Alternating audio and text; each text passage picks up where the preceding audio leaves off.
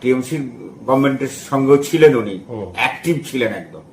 এখনো যে মুখ্যমন্ত্রী হওয়ার পরে যে অ্যাক্টিভনেস কাজের, এটা কিন্তু খুব ভালো লেগেছে আমাকে একদম। আমি বলি আমি আমার প্রোটোকল মেনে চলি, এবং আপনি যদি জিজ্ঞেসও করেন বিধায়ক সাহেবকে, উনি কিন্তু বলবেন। আপনারা দেখছেন বাংলার আওয়াজ।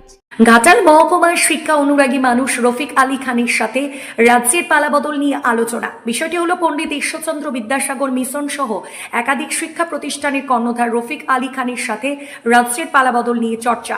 দেখুন, যদিও আপনি শিক্ষা অনুরাগী মানুষ, রাজনীতির সাথে কোনো সাথ সম্পর্ক নাই, তবুও রাজ্যে পালাবদল হলো, রফিক আলী খানের অভিমত। সকলকে আমার পক্ষ থেকে আন্তরিক অভিনন্দন এবং শুভেচ্ছা জ্ঞাপন করছি আপনাদের চ্যানেলের মাধ্যমে, এবং আপনাদেরকেও। রাজ্যে পালাবদল হয়েছে, মানুষের যে দাবি দেওয়া, প্রত্যেকটা মানুষের সেই দাবি দেওয়া ঠিকঠাক ভাবে পূরণ হয়নি বলেই মানুষ পালাবদল করেছে। তো এখন যেটা পালাবদলের পরে দেখছি, বর্তমান সরকারের যিনি মুখ্যমন্ত্রী মাননীয় শুভেন্দু অধিকারী মহোদয়, তিনি যেটাকে আইনের যে শাসন ব্যবস্থা এবং আইনের যে পরিপন্থী কাজ, সেটাকে কিন্তু বাস্তবায়িত করছেন। প্রাক্তন মুখ্যমন্ত্রী মমতা বন্দ্যোপাধ্যায় বারবার বলেছেন আমি সব করে দিয়েছি বাংলার জন্য, তাহলে উনি হারলেন কেন? এখন সব কাজ করে দিলেন, এই কথাটা একটা অধ্যত্বের মতো কথা হয়েছে। সব কাজ মানুষের কেউ করতে পারে না। যেমন আমরা একটা বিয়ে বাড়িতে আমন্ত্রণ কাউকে জানালে আমরা বলি যে সবাইকে সমান চোখে দেখবো, সবাইকে সমান চোখে দেখা যায়নি। সেই রূপ বর্তমানে সব কাজ করারও সম্ভব নয়, আর করে দিয়েছে এই কথাটা বলাটাও ঠিক নেই। কাজ তো কিছু বাকি রয়েছে, সব কাজ যদি উনি করে দিতেন তাহলে তো মানুষ পরিবর্তনের পক্ষে ভোট দিতই না। হারের কারণ কি? হারের কারণ কাজ ঠিক হয়নি বলেই হারের কারণ। যে সব কাজ করে দিয়ে যে কাজ মানুষ এই পরিষেবা পায়নি বলেই তো হারের কারণ হতে পারে।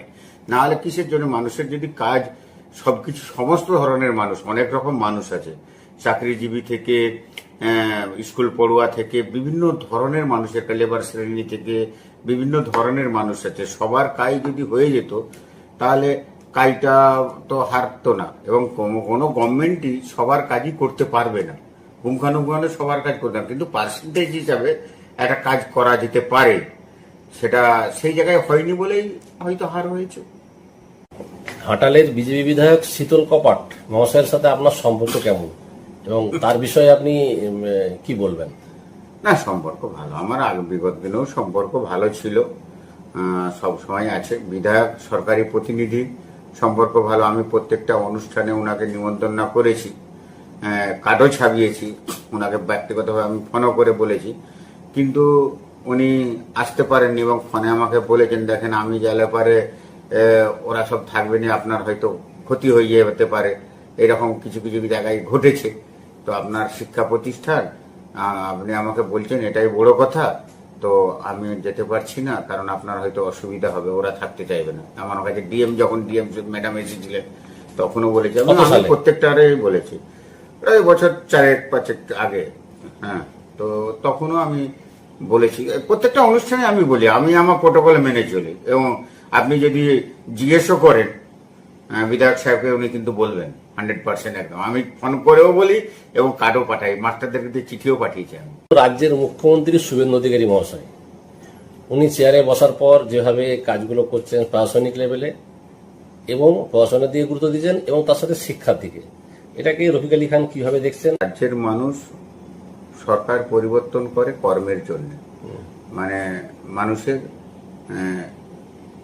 স্বাস্থ্য, শিক্ষা, কর্মসংস্থানের জন্য। সেই জায়গাটা যদি ঘাটতি হয় তাহলে অনেক অসুবিধা হয়। মন্দির মসজিদ করার জন্য কিন্তু সরকার পরিবর্তন হয়নি, আমার একটা ব্যক্তিগত মত। সরকার পরিবর্তন হয় মানুষের কর্মসংস্থান, বিভিন্ন উন্নয়নমূলক ডেভেলপমেন্টের কাজের জন্য। ধর্ম আগেও ছিল, এখনো আছে, আগামী দিনেও থাকবে, কিন্তু সরকারি পদ্ধতি মেনে যে কর্ম, মানুষের উন্নয়ন, ডেভেলপমেন্ট, সেইটা সরকারের যেটা হওয়া প্রয়োজন, সেটা তো দেখছি ইনি শুরু থেকেই শুরু করেছেন, একদম শুরু থেকেই শুরু করেছেন। তবে আগামী দিনে ভাবা যাবে, আপনি দেখবেন আপনাদের চ্যানেলে আমি বলেছিলাম যে মাস্টার প্ল্যান, আপনি একটা ইন্টারভিউ আমার নিয়েছিলেন যে মাস্টার প্ল্যানের কাজ শুরু হয়েছে, আপনি এটাকে কিভাবে দেখছেন? আমি শুরু তো হয়েছে, শেষ পর্যন্ত দেখা যাক। তো কাজের নিরিখ শেষ পর্যন্ত দেখলে খুব ভালো লাগবে। শুরুটা কিন্তু খুব সুন্দর হয়েছে, কাজের নিরিখে যে শুরু গভর্নমেন্টের, সেটা কিন্তু চটজলদি ডিসিশন এবং অ্যাক্টিভ কাজের। আর এটা আমি বরাবরই দেখেছি অ্যাজ এ সোশ্যাল মিডিয়ায়, পার্সোনালি তো আমার সঙ্গে আলাপ নেই, কিন্তু সোশ্যাল মিডিয়ায় এবং বিভিন্ন সংবাদ মাধ্যমে ওনার যে বক্তব্য, অ্যাক্টিভ কাজের অ্যাক্টিভনেস যেটা থাকাচ্ছে, এটা যখন টিএমসি গভর্নমেন্টের সঙ্গেও ছিলেন উনি অ্যাক্টিভ ছিলেন একদম, এখনো যে মুখ্যমন্ত্রী হওয়ার পরে যে অ্যাক্টিভনেস কাজের, এটা কিন্তু খুব ভালো লেগেছে আমাকে একদম। নকিবুল ইসলামের রিপোর্ট, আপনারা দেখছেন বাংলার আওয়াজ।